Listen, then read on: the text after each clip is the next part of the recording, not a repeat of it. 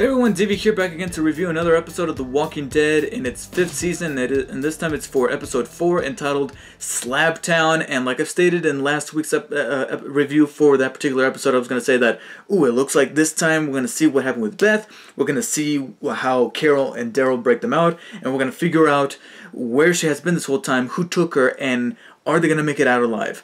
And I was geared up for it. I'm like, all right, this is gonna be like an extraction mission. And being that Carol has become just as much of a badass as Daryl has become, it's gonna be awesome. They're gonna go in guns blazing.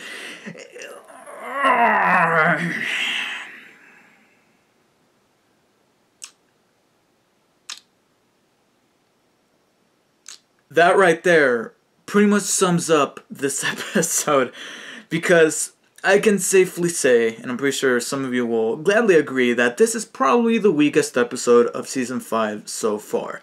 Mainly because all the other episodes have been doing things at such a breakneck speed, and sure, we're only into the 4th episode in the season thus far, but to have so many things happen all at once within the past 3 episodes, you know, you kill off Bob, you kill off the hunters, they get out of Terminus, they find this new character, Father Gabriel, and they are now residing in this church, and then now the team splits up with part of it going to DC and the rest waiting there for Daryl and Carol to return later on. That to then present this episode that, sure, reveals what happened to Beth and who took her and where she ended up now. However, it's portrayed in such a slow pace that there were moments where I'm like, oh man, this is probably the first signs of that lull that I was talking about, because things were moving so quickly in the season so far. In those first 3 episodes, we were bound to get to that one episode that we're like, okay, nothing's going on, we're getting introduced to this new thing, and I'll get to that more in a second, but I think that obviously the biggest issue with the episode that I'll have to jump on the bandwagon here is that, yeah, the pacing of the episode is very, very slow. Hardly anything happens within the first 30 minutes of the episode. And when I say 30 minutes, I mean without the commercials. And of course, every episode's like 42, 43 minutes, so that's an awful lot of time out of one episode to rely on what I perceive to be the most expendable character out of the entire bunch. Out of everybody, I never really cared for Beth. Beth was never a character that I salvaged, a character that I dreaded being in utter danger and peril. She's the character that you don't hate. I don't hate her. I have nothing against her. But every time she does something that may put another character at risk of danger, or even herself in danger because of how innocent she is, at least now, I just can't help but go, damn it, Beth. I mean, even in this episode, whenever she messed up, I'm like, damn it, Beth. When she put the wrong drugs into that guy, I'm like, damn it, Beth. But the episode opens up with the reveal as to what happened with Beth. Basically, she wakes up in practically the same situation that Rick was in the pilot of the damn series, where she wakes up in this hospital room, she looks outside, the whole city has been ravaged, thus revealing that she was actually taken back to Atlanta, which is the setting that was actually cool to see. It was actually kind of nostalgic, quote unquote, to see Atlanta again, because this is probably the first time we've seen Atlanta, Georgia, since season 1. So to see it again, I'm like, oh hey, look, you know, I'm getting memories from what I perceive to be the best season of the series so far, which is 1, when Frank Darabont was at the show running helm. But it was cool to see Atlanta once again, even though it looked kind of shoddy in certain shots. In fact, there's one shot when they're on the rooftop, and you can clearly tell this thing's a freaking green screen. I'm like, guys, don't leave the camera on a shot that clearly shows your budget. Don't show it too much. All right, show it for a quick second, be like, okay, you know, they're on the rooftop, they're on the city. Then cut to some shots that mask away that particular shoddy effect. That's what I would do if I was the director. I wouldn't focus too much on that, and they did. I'm like, budget's really showing here. But it was cool that this whole thing was taking place in Atlanta again. But then we find out that basically she was rescued by these people that found her on the side of the road after she was wrestling with some walkers. Like, she thinks this went black, and they took her. And that's cool, you know, that sounds like a very nice thing to do, a very Samaritan-like thing to do. But as soon as that cop said, you owe us. I'm like, oh, here we go. Another Woodbury, another Terminus. What is it this time? This time, I found this particular setting to be actually a little scarier than than Terminus or even the Woodbury. Woodbury was very much life-threatening, just as much as this place was. Actually, in fact, this place wasn't so much life-threatening, considering that one of the moral codes that this person who founded this whole place, who's named Dawn, who's played by this actress, I don't know who the actress name is, but she's this female cop who decided to start this place up by taking in doctors, taking in people that are able-bodied, and trying to save as many lives as possible. And that makes sense coming from the mentality of a cop. But she has taken things just a tad bit too far to where she's holding these people against their will because of how dark the world has turned out to be. She has taken the more sociopathic way of restoring balance to society or whatnot in this world where the dead have risen from the grave. And this kind of way of thinking made for a really good villain. I genuinely hated her. I hated her. But not because I just flat out hated the character and wanted her dead. No, because she felt justified in what she was doing, which is the definition of a sociopath.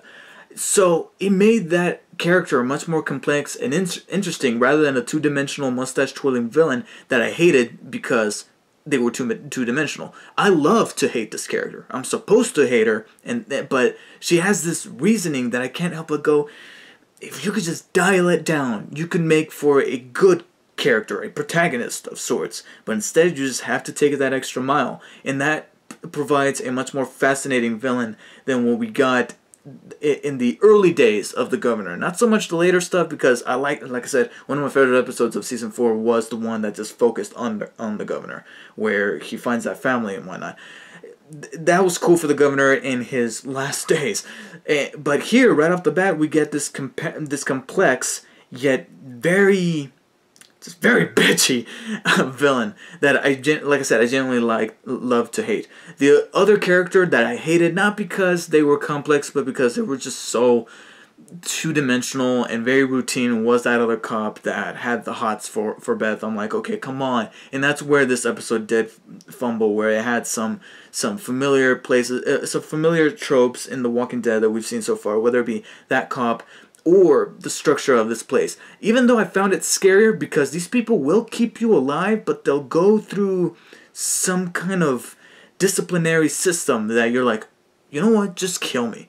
Just kill me. I don't want to live like this. Kill me now. I would be much better off, which is why I sympathize for that character Joan, who got her arm cut off. By the way, wow, that was probably the most skin-crawling way to cut off an arm. Ever since Audition. The most sadistic way to cut off a limb is by wire. No, I hate that. I'll take a cleaver, I'll take a machete, I'll take a knife, but the wire, that just got me right there. I'm like, oh, God. While she's in here, she gets to know more about the place, and she meets two other characters. One of them is this doctor. I can't remember his name, unfortunately. I can't remember his name. I don't think his name was even mentioned, and if it was very quickly, and I didn't get a hold of it. But he's this doctor who I really liked. This is a really cool character. I'm hoping we see more of him because he was likable.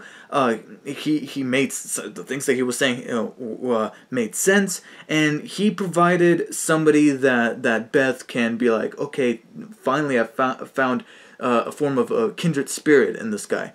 It's just a shame that, judging by the direction things are going, especially by what we say at the end of this episode, I don't think we're going to see him again beyond the next one, which is a shame.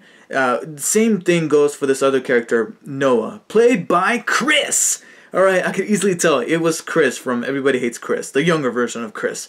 And boy, did he go through puberty. I mean, that guy grew a lot. He's mega tall.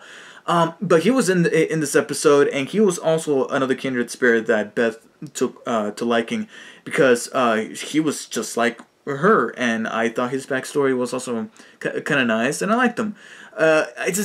Speaking of tropes that we've seen before, it looks like they're pulling that fake out where by the end they try to make their escape, but he's the only one that manages to go through the fence, and she gets caught, unfortunately, and she gets the impression that, oh, this guy left me behind, but chances are, we're going to see him in the next episode come back and be like, I wouldn't leave you, Beth, that kind of thing. And, that's really about it.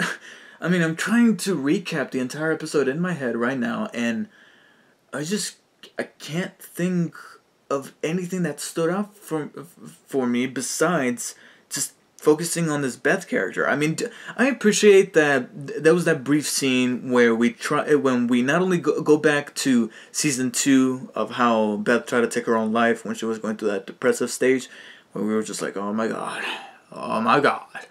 But also we touched on the subject of whether or not she's capable for this world. And I thought that was kind of neat. Too bad it didn't really go anywhere, much like this episode, because even though I found the setting to be scary, and some characters that we get introduced to are either complex villains that I love to hate, or characters that I liked and found to be sympathetic, it didn't do anything to break ground, especially when the character at the center of it all is one that I never really gave two shits about. I mean, like I said, I never had anything against Beth, but if she had died a long time ago, back in season 2 when she was first introduced, along with her mom and whatnot, okay, I would continue to watching The Walking Dead without blinking an eye or losing any sleep. I mean, what I was hoping out of this episode is what looks to be what looks to be promised for us in the next episode, by having Carol sneak in there, pretending to be what's going to be another patient, and hopefully from there she'll be able to infiltrate the place from the inside, and Daryl will be on the outside with his crossbow ready to shoot, and that's what I'm waiting for. That's what I wanted out of this episode, and I guess technically speaking, I was disappointed. So even though we still got a good episode, there's no arguing that episode 4, entitled Slabtown, is probably the weakest of season 5 so far, and for that I feel the need to give this episode a high 7 out of 10. I think it's probably the first 7 of the season so far, and I guess in some ways the first letdown of the season being that I was hoping Carol and Daryl would play a part in it. But I'm hoping that that's going to be the case for the next episode, and then from there we'll able to reunite the group and finally head out to DC and into a new environment that won't be a green screen effect. So thank you guys for watching. Let me know what you guys thought of the newest episode of The Walking Dead, and I'll catch you guys later.